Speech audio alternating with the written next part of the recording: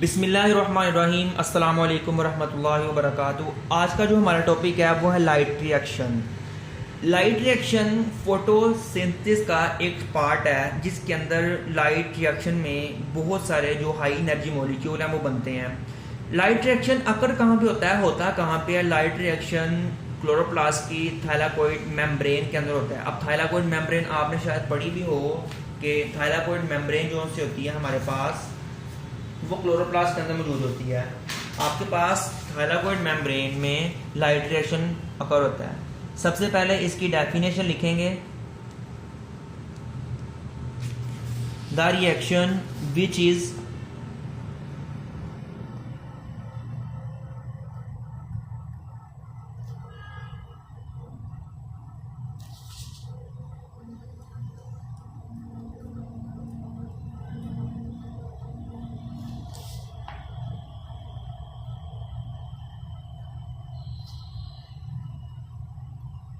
In the presence of light. ऐसा reaction जो कि प्रेजेंस ऑफ लाइट में हो it is called light reaction. दूसरी हेडिंग इसकी बनाएंगे अकरेंस की।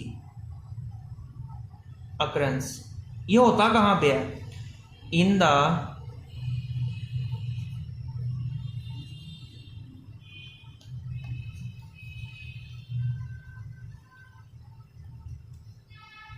प्लांट के अंदर एक हमारे पास ऑर्गेनेली होती है which is called chloroplast. Chloroplast का हमारे पास एक पार्ट होता है थाइलाकोइड, और ये थाइलाकोइड के अंदर रिएक्शन हो रहा होता है। हमने इसकी दो हेडिंग बनानी है यहाँ पे मेन में।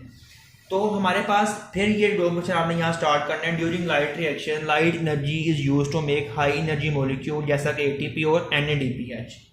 बात को समझना है बहुत ही फ्रेंडली वे के अंदर, एक कहानी के अंदर अगर समझेंगे तो हमें बहुत ज़्यादा आसानी हो जाएगी इसको समझने के अंदर। ठीक है, बात क्या है कि जब हमारे पास एनर्जी कैप्चर होती है, आपको पता है कि एनर्जी लाइट एनर्जी की सूरत में भी होती है, केमिकल एनर्जी की सूरत में भी होती है, और हीट की सूरत में भी हमारे पास एनर्जी होती है, साउंड एनर्जी भी होती है। जब क्लोरोफिल के मॉलिक्यूल के पास लाइट आती है, मैंने क्या बात की, लाइट एक क्या है? फॉर्म ऑफ एनर्जी है। क्लोरोफिल के ऊपर लाइट आई और उसने लाइट को एब्जॉर्ब कर लिया। जैसे ही क्लोरोफिल का मॉलिक्यूल लाइट को एब्जॉर्ब करेगा ना, इसके दो इलेक्ट्रॉन, पहले आप एक बात समझें, अगर मैं यहाँ पर वाटर के मॉलिक्यूल लिखूं H2O, वाटर के अंदर क्या होता है? H2O। इसके पास दो हाइड्रोजन है और प्लस एक ऑक्सीजन है। अगर मैं इसको ब्रेक डाउन कर दूं, मेरे पास क्या बनेंगे? मेरे पास दो हाइड्रोजन आएंगे और वन क्या आएगा? मेरे पास ऑक्सीजन। ठीक है, बल्कि यहाँ पे ऑक्सीजन होते हैं, हाफ होते हैं। मैंने यहाँ पे हाइड्रोजन ले लिया।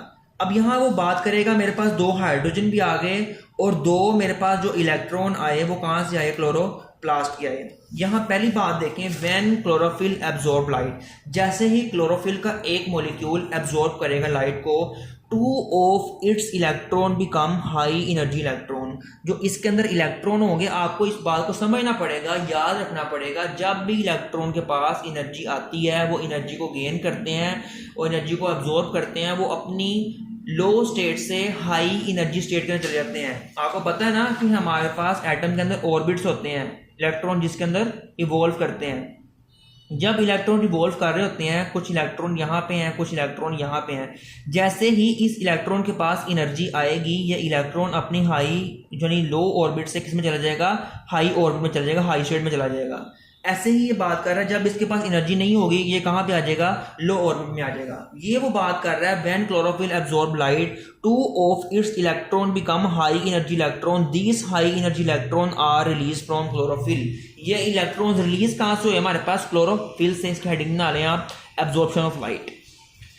Second step, electron transport chain. इस चेन के जरिए से हमारे पास इलेक्ट्रॉन जो है क्लोरोफिल के मॉलिक्यूल के अंदर इलेक्ट्रॉन क्या होंगे? ट्रांसफर होंगे, ट्रांसपोर्ट होंगे।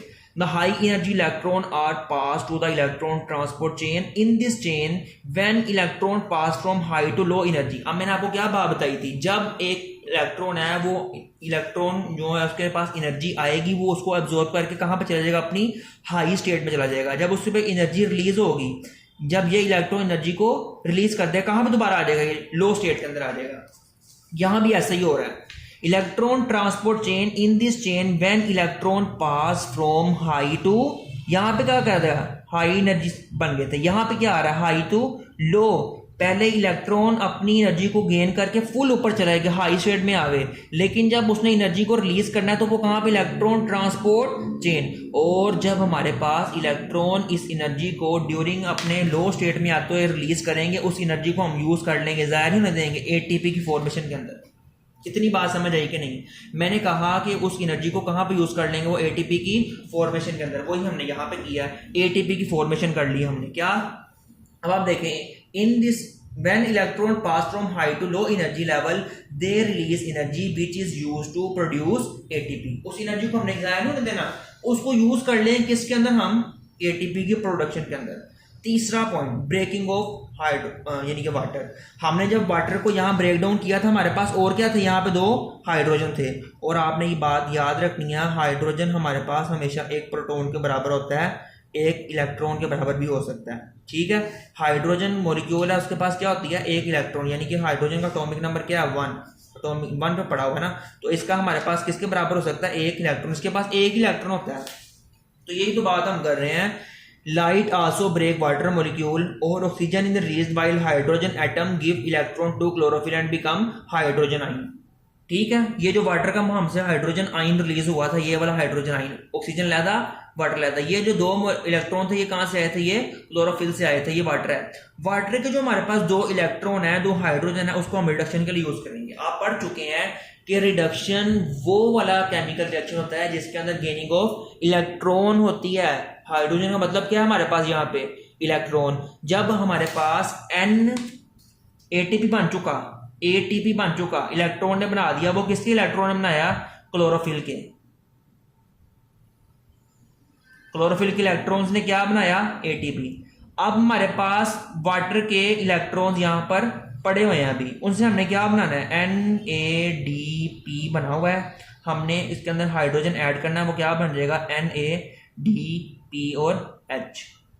यहां पे H लिख देता हूं मैं। ठीक है, तो हमने क्या बनाना है, NADP से NADPH हाइड्रोजन को ऐड करते हुए। अब क्या होगा, जो लो इलेक्ट्रॉन यहाँ पे आए थे वो क्लोरोफिल 2 के पास थे। अब क्या करेंगे, हम इस एनर्जी को यूज करेंगे। The electron of chlorophyll after the production of ATP the hydrogen ion of water are use. Hydrogen के जो आइन थे हमारे पास, हाइड्रोजन के क्या थे हमारे पास, आइंस थे, of water are use to reduce NADP।